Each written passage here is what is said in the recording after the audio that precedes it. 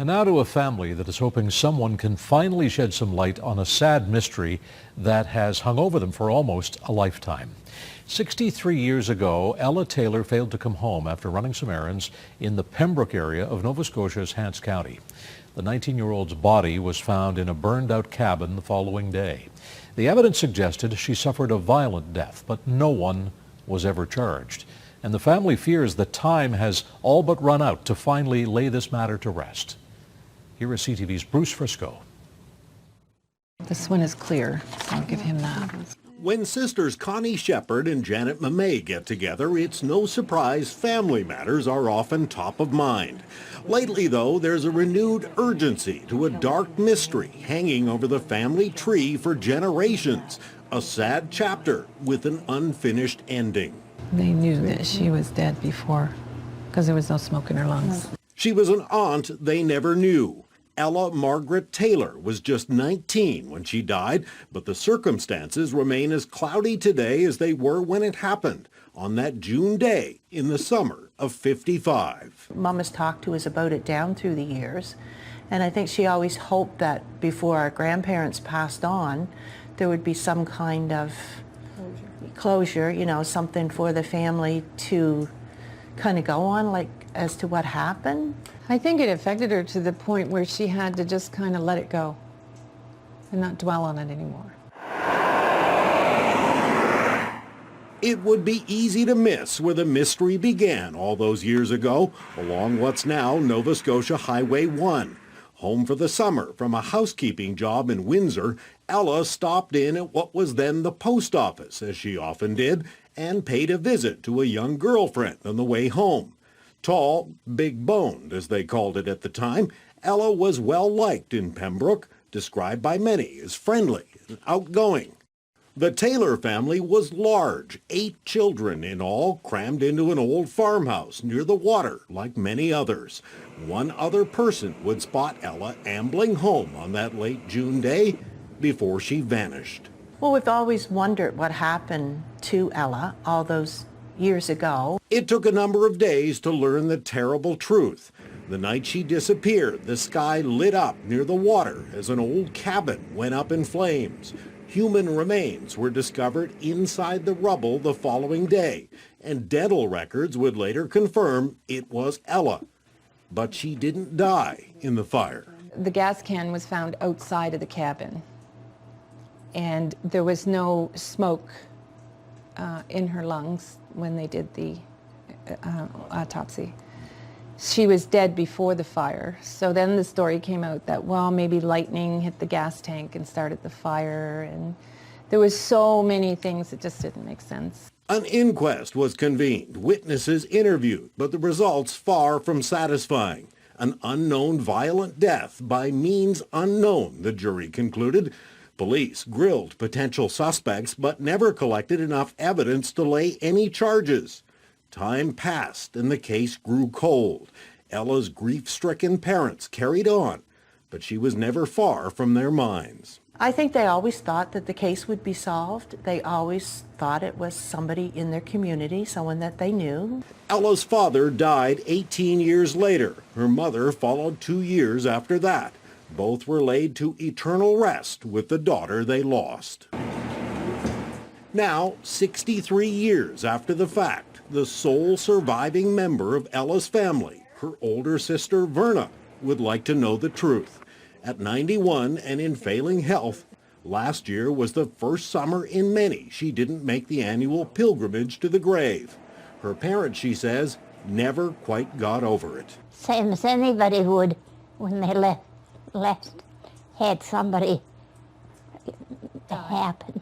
It was such a tragedy, and they kept always waiting for it to be solved or settled, and it never ever happened that way. And so the mystery lingers all these years later, an unfinished chapter in a family history that's still being written. A renewed sense of urgency as one generation gives way to another. A family matter that's still top of mind.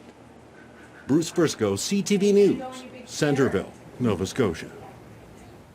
Thank you, Bruce. And there is more to this story. The police did have a suspect in mind, but they were never able to gather enough evidence to lay any charges.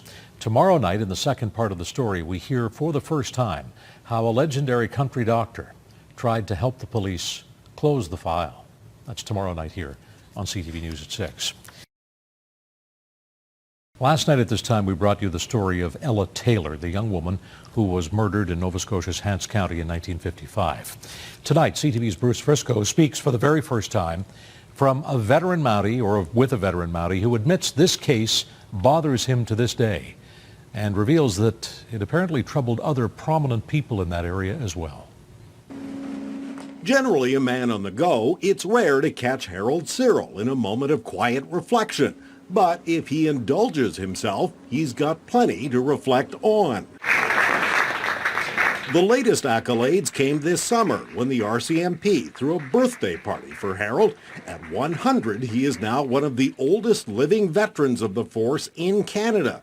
His celebrated career began in 1941, and he retired as a sergeant in '66.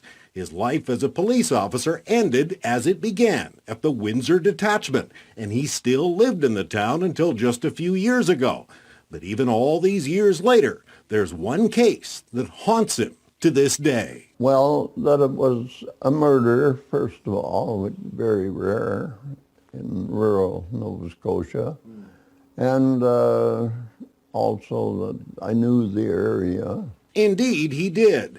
The killing of Ella Taylor was big news in Hants County, but Harold was assigned elsewhere when it happened, and the case was already 7 years old when Harold was posted in Windsor again. But of course, my curiosity was aroused by it, and also the fact that it had not been solved. That, of course, was a kind of a challenge.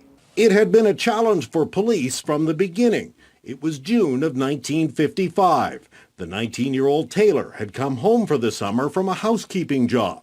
Friendly and likable, she left on foot to run some errands, including an almost daily visit to the post office. But she never returned. That night, a nearby cabin went up in flames, and Ella's body was found inside. Years later, the family home also burned down.